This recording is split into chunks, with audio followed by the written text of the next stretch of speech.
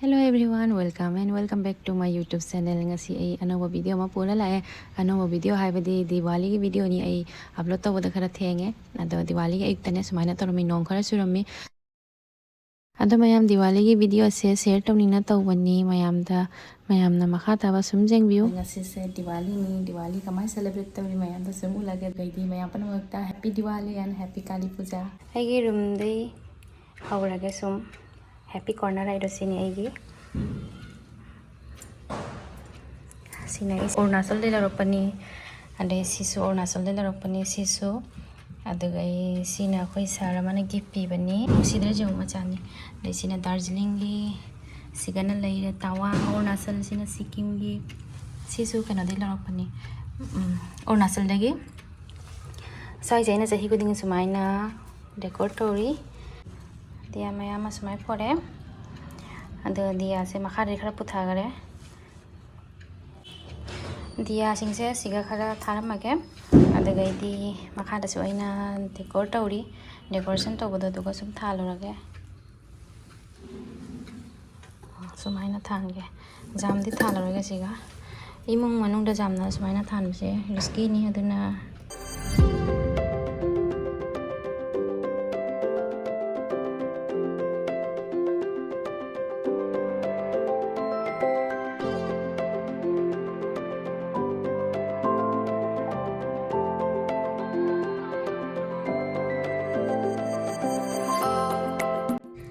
आई happy corner दा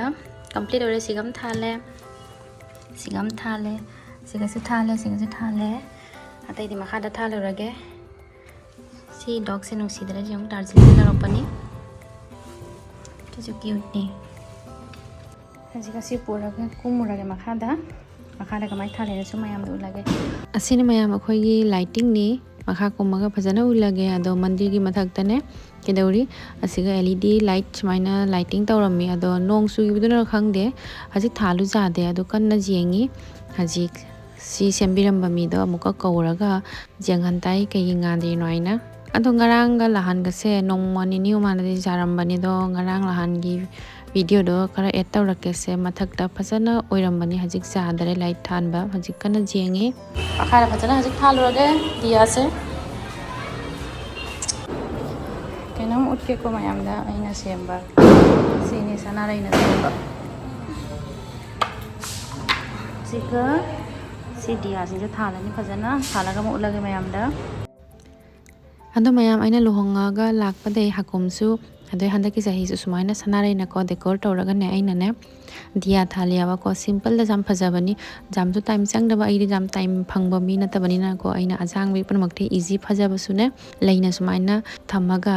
chemi ba ko final look to ai mayam da ulake ai ne sahi guding sumai ta wose asum continue tawni kaino jam pami ai phasu phajai jam na kaigino sanare se jam na bright jam phajaba kaino ni leini ado phajaba bright leisiga sumaina dia sumaina than base taisu ngan thoya taisu phaja thoi ado mayam sini aina semase phajana ai dia thale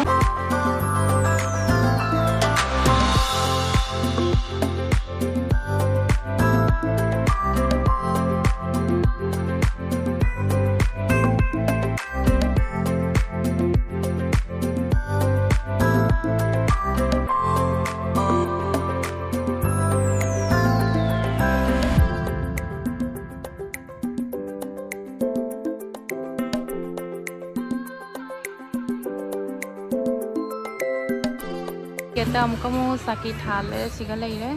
siga si leire mata kena light ado ngasi Mahadev gi si light se ngarang ta jaram bani ngasi jadre bese mami do kauri amukamu siga asina nongma mangi video ni sumaina fajarami lighting se ngasi jadre ekta nong suram baduna tawira khangde jadri se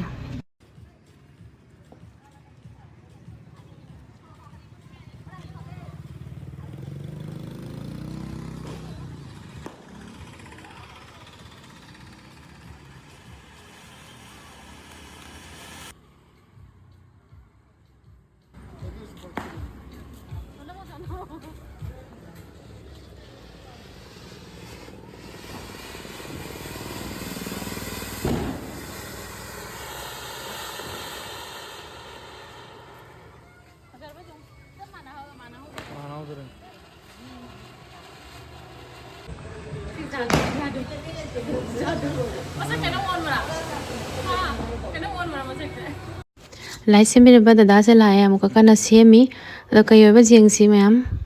do nungaite ngarang sumai phajaramaga sumaina ngasi numisiga sumai oibase aduna mak lai semba ado mayam asigi dia se lahan Guwahati refinery de gift oina phangakpaduni jamna kuina chali ado ai ngasi siga thaliba ina jumgi balcony da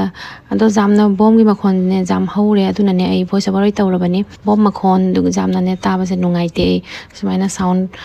noise pollution obase jam pamde duna voice over tawraga sum mayam da sengna sumaina wari suna basina sumaina wari haibasina sum phayena khalle ado mayam na sum jengbi video se loibau Happy Diwali to all. handak se Diwali se sahi ani subani aduna ai fajana celebrate tawri Diwali se ai ki favorite festival suni mayam handa mayam na ai video da maitei fi pami haiba dugai maitei fi gi mong sumaina utpase sumurangoni aduna ngasi gi maitei fi se ai gi jamna pamba fi ni panek video se jam pami aduna ai sumaina short video ama sum pire ai gi dress se flaunt tawraga jam Ngasi Diwali ahan manu se phajana koi celebrate tawre. Sumaina su decor chanda ulat kara. Ina simply decor ta udri ngasai su ina udya bodu su amkam uliba. Phajana dress up tawraga lagane ammagane. Do kamai tawi mayam na sumjeng biro ai video se hayeng su Diwali ni hayeng su video ama puraga lakpa gi honage. तागर खरे ले होरी Baum सिने आई जम पामा Baum नते से छिने वो पामे कॉलगस Sissu पामे sparkles same बदो ज्यादा रे ngaraंगी जो white चेली से ngaraंगी नमहोरी ngaraंगी दुनी थमहोरे ngasi sidi kai hairuni दुमाइना सेमबा जाने खालामिनी जारमदरे अमुका मुसी से मल्टीपल कलर से तुम थारा लेसन थमे ngaraंगी वीडियो दुदी जाम फजरमी असिना अखोई लेकाई की दिवाली डेकोरेशन मयाम से सुम share तौरेनी Happy Diwali! Mama, Happy Diwali! Bobo, Happy Diwali! Happy Diwali! Papa, Happy Diwali! Kuah, yes, smile! Oh, Uncle, Happy Diwali! Hello ma'am ngasi Diwali के सेकंड डे नी अदो ngarang से मंदिर की मथक की लाइट जादब से सेम लाई अदो ngasi कमाइना सेलिब्रेट तौरी मैम द सुम शेयर तौरके आई सेकंड डे की बॉम नी को सिना सेकंड डे की खरा थम्बा को जाम नदी कोई हंदक लौदरे असी तने अदो जाम सु थाव फते नो सिनी अइना जाम पाम बदि नते को सी हरेन थानी अतैसु लौबै वारी हरेन उलके सुम मैम दा ngasi से बनिना को तो अमा तुगे तौरी मैम मसु से कमाई तौरी हैप्पी रो मैम सिना आई की लंगे मनो फजरा टॉप तुरा कमाई तौर तो बखंगे अदो मैम ngasiना दिवाली नुमित अनि सुबा नुमितनी अदो असिदी असी रेड कलर से सेट लगे असी रेड कलर से उरगा कैनोम निंगसेंगे कैनोम शेयर तौरके अखोइगी यूट्यूब की कई हाइनी मणिपुर दगी इमागा दगैदी इसे प्रियंका मोय वीडियो थांगतपदको बहराइन लेबा इसेगा दगैदी इमागना मोय चागी थकपै वीडियो अमदको इसे प्रियंका न को रेड कलर की सुमाइना गोल्डन न मोयरांगा फनेक फजबम सेले आइना दुबगा आइना कमेंट दरिबा चिचे सिदी चिचे न सेटपा फीसे आइगिसु सेम अमा लई हाबदो इमागा दगैदी सेगना हाइरेबा नंसु सुम सेटलो आइना अदो मथंगी वीडियो दाइसु पिरके आइना कमेंट तौगिबनी दो ngasi से दिवाली सु ओइरे सेकंड डे दिवाली की ngasi से ओइना सुम सेल इसे न सु रेड टॉप लेट पको आइसु मतासाना रेड टॉप लेरमे ngasi सुम सि सेलगा सुम वीडियो रे थांगाकीगे इसे ओइसु सुम पांगुनी मासु हेलो ngasi से दिवाली के सेकंड डे सिका कमाई सेलिब्रेट तौरेना सुम मयाम दा शेयर तौरके and कमाई तौरेना मयाम सुम जिंग बिउ दोइती आई मखा सलागा उलागे अखोय ngasi सेकंड डे दिवाली से कमाइना सेलिब्रेट तौदोइनो आइना ngasi di jam saudare dum pixelle ngasi di akoi sigadi hol local holiday su pibne jam mata sare gi damakta di man bhangamaya thabak masam mayam sujale ngasi se da sum mayam da ulake di diwali se jamna sauthok tare shortcut sum tawsalle ge dawni asum thamai khar thale like khame asini ngana su ngasi dup thadoi aina kagino ai ngasi thabak se jamna jamia ba ko hayeng di school ni Saturday or school hangi ado ingang singi half yearly exam ki copy jeng ba ise loidri haji pau phana jami ado ai gi thabak sing amai ma thada ama maron loli haido dumai ta do ri ta ya ba gi thabak sing se thaba ama loidi gina thaba ama hekta pisalai kai no de pisalai ri hekta lai ai rai bakta sum i na jaro ba hang de thaba ama ne complete loidri mamang da ne thaba mamu sum lakania ba Dan irai bak faja bai do sini se thaba ama loiding da ama mu hek pisalakpa asum ama mu hek thoklakpa thabak se mari manga sura ga tane aise koi jen jen na sura ga ne ko nga ga tu ga ta khang de lais na du ga ta lais na hara ora khang de si ngang pi se dam ko chen na thabak su sanu ai na ado koi papa na de hai mi work is worship karma na tha karma hin dharma hai na jam dialogue ma jam thillam ya koi papa lai ngai da do hoina sumile thabak ti su taidana thabak su dana di kamaina leini ko ado thabak to su ringai ni ai kai hai karma phal se phadori se aduna work is worship ngarang domaina sum decor tore sumaina dia thale siga su thale cute ni se jamna cute nusidra si dog se jam nusi bani ꯑꯁꯤꯁꯤꯡꯁꯤꯃꯨ ꯍꯧꯖꯤꯛ ꯃꯈꯥꯗ ꯊꯥꯜꯂꯨꯔꯒꯦ ꯑꯗꯣ ꯁꯤꯁꯨ ꯃꯌꯥꯝꯗ ꯁꯨꯝ ꯎꯠꯂꯒꯦ ꯃꯈꯥꯗ ꯀꯃꯥꯏꯅ ꯉꯁꯤ ꯇꯧꯔꯤ ꯑꯩꯅ ꯉꯁꯤꯗꯤ ꯌꯥꯝ ꯆꯥꯎꯊꯣꯛꯇ꯭ꯔꯦꯗ ꯉꯁꯤꯗꯤ ꯁꯦꯀꯦꯟ ꯗꯦꯅꯤꯅ ꯑꯗꯣ ꯑꯩꯅ ꯉꯁꯤ ꯁꯦꯀꯦꯟ ꯗꯦꯁꯤꯒ ꯁꯨꯃꯥꯏꯅ ꯕꯦꯜꯀꯅꯤꯗ ꯁꯨꯃꯥꯏꯅ ꯗꯤꯌꯥ ꯁꯨꯃꯥꯏꯅ ꯊꯥꯟꯕꯁꯦ ꯑꯩꯅ ꯑꯩꯈꯣꯏ ꯄꯄꯥꯗ ꯑꯣꯏꯅ ꯚꯤꯗꯤꯑꯣ ꯇꯧꯍꯜꯂꯕꯅꯤ ꯍꯩꯕꯣꯏ ꯍꯩꯇꯕꯣꯏ ꯀꯩꯒꯤꯅꯣ ꯑꯩꯒꯤ ꯍꯁꯕꯦꯟ ꯃꯈꯥꯗ ꯊꯕꯛ ꯇꯧꯔꯝꯃꯤ ꯑꯗꯨꯅ ꯃꯃꯥꯒ ꯄꯄꯥꯒꯅ ꯀꯦꯃꯦꯔꯥ ꯇꯧꯔꯒ ꯄꯥꯏꯕꯤꯔꯒ ꯑꯩꯒꯤ ꯚꯤꯗꯤꯑꯣꯁꯦ ꯁꯦꯝꯃꯤꯅꯤ ꯌꯥꯝ ꯅꯨꯡꯉꯥꯏꯈꯔꯦ ꯁꯦꯀꯦꯟ ꯗꯦꯗꯤ ꯌꯥꯝꯅ ꯑꯗꯣ ꯑꯩꯈꯣꯏ ꯃꯃꯥ ꯄꯄꯥ ꯌꯥꯝꯅ ꯀꯦꯃꯦꯔꯥ ꯈꯔ ꯁꯥꯏ ꯑꯣꯏ ꯍꯥꯏꯗꯤ ꯃꯃꯥ ꯈꯔ ꯏꯀꯥꯏꯒꯜꯂꯤ ꯄꯄꯥꯕꯨꯗꯤ ꯈꯔ ꯐꯩꯅꯦ ꯑꯗꯣ ꯀꯣꯟꯅ ꯁꯨꯝ ꯎꯠꯂꯒꯦ ꯐꯖꯕꯅ ꯂꯣꯏꯔꯦ Sidi jame.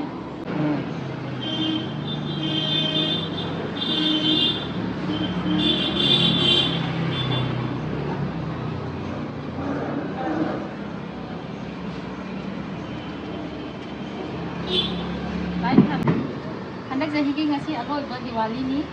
aduh nanya Diwali se favorite festival ina patana celebrate tahu ba? Hendak 2 days kambali nak tu isu tunai. Karena pame lo festival se 2 days ka hoy. Holiday su khang ya, tai su harau le. Local holiday su, state holiday su. Alag khalo ke? Hajar mas hai?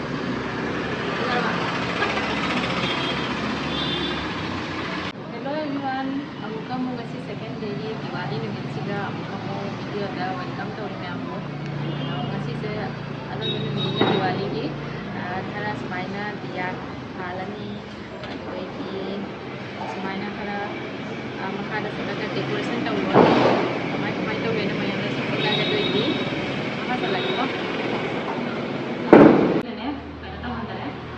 Andare siga sum kai no hayeng sing bai sing doi ba na siga sum khadana ngasi kun halage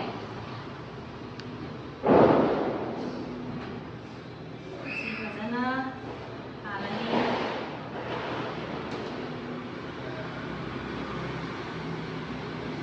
ini favorite festival ni kai no Diwali matam siga ini birthday su lai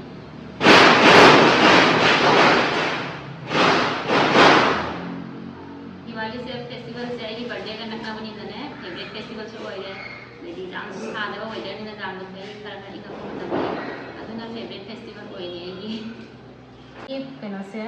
decoration se jam na simple hoye bani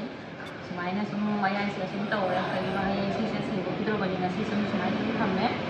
ado ngasi tham koina chak toi ba khang de ko ado kamai tawli sum hai mi mo ai simple decoration se jamna sum matam khang da bani na ko ma handak se asum simple taw da bani na ai ni jam pa me simple se nai ki jam pa me ko mathang sa gi da phajana Diwali tawge tawba ngamba oige ure mama ure ngasi ngasi phajana ure si jam nungai te bo pa kaino taw se ngarang jadabase ngasi simple oina seme nungai te kaidoni ꯄꯩꯁꯥꯁꯨ ꯃꯥꯡꯕ ꯋꯥꯈꯜꯁꯨ ꯅꯨꯡꯉꯥꯏꯇꯕ ꯍꯧꯖꯤꯛꯅ ꯐꯖꯔꯦ ꯍꯟꯗꯛꯀꯤ ꯗꯤꯋꯥꯂꯤ ꯂꯣꯏꯔꯦ ngasi aina dup thabagi ni se sina mera thangmai natra pa mera thangmai wangmana akogi wa se kai hairuni sina gate ngasi gi gate ta smaina thale khara ngasi bong ma jam tha dare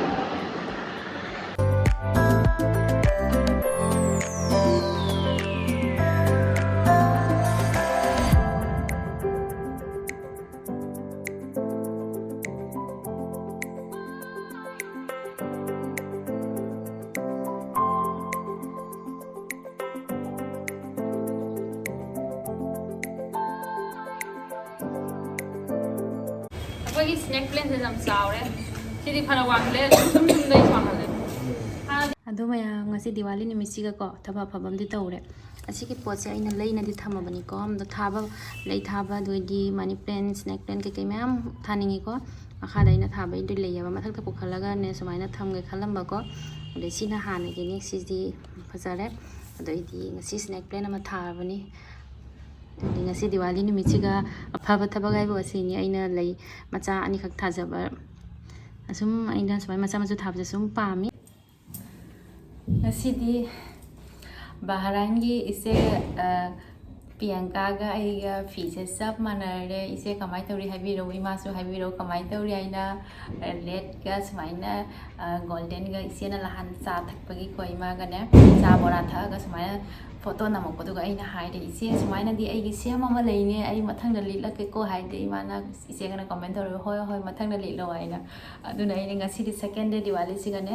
ꯁꯨꯃꯥꯏꯅ ꯏꯜꯂꯕꯅꯤꯀꯣ ꯏꯆꯦꯒꯤ ꯂꯨꯍꯣꯡꯕꯗ ꯍꯥꯄꯛꯄꯅꯤ ꯖꯨꯝꯗꯒꯤ ꯅꯨꯡꯁꯤꯅ ꯑꯩꯈꯣꯏ ꯃꯃꯥꯒ ꯆꯤꯆꯦꯒꯅ ꯈꯜꯂꯒ ꯌꯥꯝꯅ ꯅꯨꯡꯁꯤꯕ ꯐꯤꯅꯤ ꯑꯩꯗꯤ ꯌꯥꯝ ꯐꯤꯁꯦ ꯌꯥꯝ ꯄꯥꯝꯃꯨꯅ ꯊꯝꯃꯦꯕꯀꯣ ꯆꯍꯤ 5-10ꯒꯤ ꯐꯤ ꯍꯧꯖꯤꯛꯐꯥꯎ ꯑꯩꯉꯣꯟꯗ ꯐꯖꯅ ꯂꯩ ꯑꯩ ꯅꯨꯡꯁꯤꯅ ꯌꯥꯝ ꯊꯝꯃꯤ ꯑꯗꯣ ꯀꯃꯥꯏꯅ ꯇꯧꯔꯤ ꯏꯆꯦ ꯍꯥꯏꯕꯤꯔꯣ ꯏꯆꯦꯒꯤ ꯐꯦꯃꯤꯂꯤ ꯏꯃꯥꯁꯨ ꯗꯗꯥꯁꯨ ꯕꯦꯕꯤꯁꯨ ꯄꯨꯝꯅꯃꯛꯇ ꯍꯦꯄꯤ ꯗꯤꯋꯥꯂꯤ ꯁꯦꯐ ꯗꯤꯋꯥꯂꯤ ꯒꯨꯋꯥꯍꯥꯇꯤꯒꯤ ꯂꯦꯝꯕꯤꯗꯒꯤ ꯋꯤꯁ ꯇꯧꯔꯛꯏꯅꯦ ꯑꯩ ꯁꯤꯅꯤ ꯉꯁꯤꯒꯤ ꯗꯤꯋꯥꯂꯤ ꯑꯔꯣꯏꯕ ꯅꯨꯃꯤꯠꯁꯦ ꯃꯊꯪ ꯆꯍꯤꯗ ꯑꯃꯨꯛꯀ ꯁꯨꯝ ꯎꯅꯔꯁꯤ ꯗꯤꯋꯥꯂꯤꯗ ꯉꯁꯤ ꯗꯤꯋꯥꯂꯤ ꯅꯨꯃꯤꯠꯁꯤꯒ ꯑꯩꯒꯤ ꯀꯥꯟꯅꯕ ꯑꯐꯕ ꯊꯕꯛ ꯑꯃ ꯇꯧꯍꯧꯔꯦ ꯑꯩꯒꯤ ꯇꯣꯞ ꯑꯃ ꯇꯨꯔꯤ ꯂꯣꯏꯗꯤ ꯂꯣꯏꯗꯔꯤ ꯈꯥꯏꯕꯣꯛ ꯂꯣꯏꯁꯜꯂꯦ ꯑꯗꯣ ꯂꯣꯏꯔꯒ ꯁꯨꯝ ꯎꯠꯂꯒꯦ ꯃꯌꯥꯝꯗ ꯑꯩ ꯅꯤꯉꯣꯜ ꯆꯥꯛꯀꯧꯕꯒꯤ ꯁꯤꯅ ꯔꯥꯅꯤ ꯑꯗꯨꯒꯩꯗꯤ ꯃꯥꯒꯤ ꯃꯦꯆꯤꯡ ꯑꯩꯅ ꯍꯟꯗꯛ ꯇꯨꯕꯗꯣ ꯑꯁꯤꯅꯤ ꯇꯣꯞꯁꯦ ꯂꯣꯏꯔꯦ ꯔꯦꯗꯤ ꯑꯣꯏꯔꯦ ꯇꯣꯞꯁꯦ ꯍꯧꯖꯤꯛ ꯁꯤ ꯔꯥꯅꯤꯁꯤꯒ ꯌꯥꯝꯅ ꯆꯥꯟꯅꯔꯦꯕꯅꯤ ꯁꯤ ꯔꯥꯅꯤ ꯐꯤꯁꯤꯒꯗꯤ ꯈꯔ ꯆꯥꯟꯅꯕꯅꯤ ꯀꯃꯥꯏꯅ ꯇꯧꯔꯤ ꯍꯥꯏꯕꯤꯔꯝꯃꯣ ꯃꯌꯥꯝꯅ ꯑꯅꯤꯁꯦ ꯀꯣꯐꯤ ꯆꯣꯀ꯭ꯂꯦꯠ ꯀꯂꯔꯗ ꯒꯣꯜꯗꯟꯅ ꯋꯥꯔꯛꯅꯤꯁꯦ ꯑꯁꯤꯁꯨ ꯑꯗꯣ ꯃꯌꯥꯝ ꯁ꯭ꯇꯦꯟꯒ ꯂꯩꯇ꯭ꯔꯕꯅꯤꯅ ꯁꯤꯒ ꯁꯨꯝ ꯑꯩꯒꯤꯅꯦ ꯕꯨꯛ ꯁꯦꯜꯐꯇ ꯊꯝꯃꯒꯅꯦ ꯚꯤꯗꯤꯑꯣꯁꯦ ꯇꯧꯔꯤꯅꯤꯀꯣ ꯉꯁꯤꯒꯤ ꯚꯤꯗꯤꯑꯣꯁꯦ ꯑꯁꯤꯒ ꯁꯨꯝ ꯂꯣꯏꯁꯜꯂꯒꯦ ꯃꯌꯥꯝꯅ ꯍꯥꯏꯕꯤꯔꯝꯃꯨ ꯀꯃꯥꯏꯅ ꯇꯧꯔꯤ ꯍꯥꯏꯅ ꯑꯩꯅ ꯄꯤꯛꯅ ꯁꯦꯂꯦꯕ꯭ꯔꯦꯠ ꯇꯧꯕꯁꯦ ꯁꯦꯌꯔ ꯇꯧꯔꯤꯁꯦ ꯀꯣꯟꯅ ꯁꯨꯝ ꯃꯦꯃꯣꯔꯤ ꯑꯣꯏꯅ ꯂꯩꯅꯒꯤ ꯑꯗꯨꯒꯩꯗꯤ ꯑꯩꯈꯣꯏ ꯃꯃꯥ ꯑꯗꯨꯒꯩꯗꯤ ꯑꯩꯒꯤ ꯏꯆꯤꯟ ꯏꯅꯥꯎ ꯃꯌꯥꯝꯅꯁꯨꯅꯦ ꯑꯩꯅ ꯁꯨꯃꯥꯏꯅ ꯁꯦꯂꯦꯕ꯭ꯔꯦꯠ ꯇꯧꯕ ꯑꯩꯅ ꯅꯨꯃꯤꯠꯁꯦ ꯀꯩꯀꯩ ꯇꯧꯔꯦ ꯍꯥꯏꯅ ꯑꯩꯒꯤ ꯗꯗꯥ ꯈꯪꯗꯦ ꯆꯤꯆꯦ ꯈꯪꯗꯦ ꯏꯅꯥꯎꯄꯥ ꯈꯪꯗꯦ ꯑꯩꯈꯣꯏ ꯂꯣꯏꯅ ꯁꯦꯌꯔ ꯑꯩꯅꯅ ꯇꯧꯅꯤꯡꯉꯤ ꯃꯣꯏꯁꯨ ꯌꯥꯝ ꯌꯦꯡꯅꯤꯡꯉꯤ ꯑꯗꯨꯅ ꯍꯥꯏ ꯅꯪꯒꯤ ꯚꯤꯗꯤꯑꯣꯗꯣ ꯊꯥꯡꯒꯠꯂꯣꯏꯗ꯭ꯔꯣ ꯍꯥꯏꯅꯀꯣ ꯆꯤꯆꯦꯒꯤ ꯑꯉꯥꯡꯁꯤꯡꯅꯁꯨ ꯍꯥꯏ ꯃꯥ ꯈꯔꯅꯤ ꯃꯥꯅ ꯆꯤꯆꯦꯒꯤ ꯑꯉꯥꯡꯁꯤꯡ ꯂꯥꯛꯑꯝꯃꯤ ꯑꯗꯨꯒꯤ ꯚꯤꯗꯤꯑꯣꯁꯨ ꯑꯩ ꯄꯤꯗ꯭ꯔꯤ ꯑꯗꯣ ꯑꯗꯨꯅꯤ ꯊꯕꯛꯁꯦ ꯃꯊꯪ ꯊꯣꯛꯂꯛꯄꯅꯤꯅꯀꯣ ꯚꯤꯗꯤꯑꯣꯁꯦ ꯄꯤꯕꯁꯦ ꯉꯝꯗꯦꯕ ꯑꯩ ꯇꯥꯏꯝꯁꯦ ꯍꯦꯛꯇ ꯃꯦꯅꯦꯖ ꯇꯧꯕ ꯉꯝꯗꯕ ꯁ꯭ꯀꯨꯜꯁꯦ ꯄꯨꯡ 8:39ꯗ ꯂꯣꯏꯁꯤꯜꯂꯒ ꯆꯠꯂꯒꯅꯦ ꯄꯨꯡ 3ꯗ ꯂꯥꯛꯄꯅꯤꯅꯀꯣ ꯄꯨꯡ 3ꯗ ꯂꯥꯛꯄꯅꯤꯅ ꯀꯩꯁꯨꯝ ꯇꯧꯕ ꯉꯝꯗꯦ ꯄꯨꯡ 3ꯗꯩ ꯂꯥꯛꯑꯒꯀꯣ ꯀꯩꯗꯧꯔꯤ ꯆꯥꯛ ꯆꯥꯔꯦ ꯉꯥꯏꯍꯥꯛ ꯄꯣꯊꯥꯔꯦ ꯑꯁꯨꯝ ꯙꯨꯞ ꯊꯥꯕ ꯂꯥꯏꯒꯤ ꯊꯕꯛ ꯍꯦꯛꯇꯅꯦ ꯃꯇꯝ ꯌꯧꯔꯦ ꯑꯗꯨꯒꯩꯗꯤ ꯆꯥ ꯊꯛꯄ ꯃꯇꯝ ꯁꯨꯝ ꯌꯧꯔꯦ ꯑꯗꯨꯒꯩꯗꯤ ꯏꯁꯥꯒꯤ ꯊꯕꯛ ꯈꯔ ꯇꯧꯕ ꯂꯣꯏꯔꯒ ꯁꯨꯝ ꯆꯥꯛꯈꯨꯝꯗꯅꯦ ꯅꯨꯡꯗꯥꯡꯒꯤ ꯗꯤꯅꯔꯒꯤ ꯃꯇꯝꯁꯦ ꯍꯦꯛꯇ ꯌꯧꯕꯀꯣ ꯂꯣꯏꯁꯟ ꯈꯣꯠꯆꯟꯕ ꯁꯨꯝ ꯄꯨꯡ 10-10:30 ꯇꯥꯏ ꯑꯗꯨꯒ ꯑꯃꯨꯛ ꯑꯩꯒꯤ ꯊꯕꯛꯁꯤꯡꯁꯦ ꯅꯣꯡꯉꯥꯜꯂꯒ ꯁ꯭ꯀꯨꯜꯗ ꯆꯠꯂꯒ ꯀꯩ ꯊꯕꯛꯅꯣ ꯑꯉꯥꯡꯁꯤꯡꯗ ꯇꯥꯛꯀꯗꯕ ꯏꯁꯥꯅꯁꯨ ꯄ꯭ꯔꯤꯄꯦꯌꯔ ꯑꯣꯏꯔ ꯆꯠꯇꯥꯏꯗꯅ ꯑꯗꯨꯒꯩ ꯀꯣꯄꯤ ꯆꯦꯛꯀꯤꯡꯁꯨ ꯑꯩꯈꯣꯏꯗꯤ ꯇꯦꯁ ꯉꯥꯏꯗꯅ ꯂꯧꯕꯅꯤꯅꯅꯦ ꯑꯗꯨꯁꯨ ꯆꯦꯛꯀꯤꯡ ꯇꯧꯔ ꯄꯤꯇ ꯏꯁꯥꯒꯤ ꯊꯕꯛꯇꯒꯤ ꯃꯊꯣꯡ ꯃꯔꯝ ꯑꯃ ꯅꯥꯏꯗꯦ ꯈꯪꯗꯦ ꯁꯨꯃꯥꯏꯅ ꯌꯥꯝꯅꯅꯦ ꯕꯤꯖꯤ ꯁ꯭ꯀꯦꯗꯨꯜꯗꯅꯦ ꯑꯩꯒꯤ ꯂꯥꯏꯐꯁꯦ ꯁꯨꯃꯥꯏ ꯁꯨꯝ ꯑꯣꯏꯔꯣ ꯍꯥꯏꯅ ꯇꯝꯃꯤꯔ ꯈꯪꯗꯦ ꯑꯗꯣ ꯈꯪꯗꯦ ꯂꯥꯏꯅ ꯑꯐꯕꯅꯤ ꯍꯥꯏꯅ ꯄꯤꯅꯔꯤꯅꯦ ꯍꯥꯏꯅ ꯁꯨꯝ ꯂꯧꯁꯜꯂꯤꯁꯤꯅꯤ ꯑꯗꯣ ꯃꯌꯥꯝ ꯉꯁꯤꯒꯤ ꯚꯤꯗꯤꯑꯣꯁꯦ ꯑꯁꯤꯒ ꯁꯨꯝ ꯂꯣꯏꯁꯜꯂꯒꯦ ꯉꯁꯤꯒꯤꯗꯃꯛꯇ bye happy Diwali and have a safe Diwali. Thank you so much for watching my videos.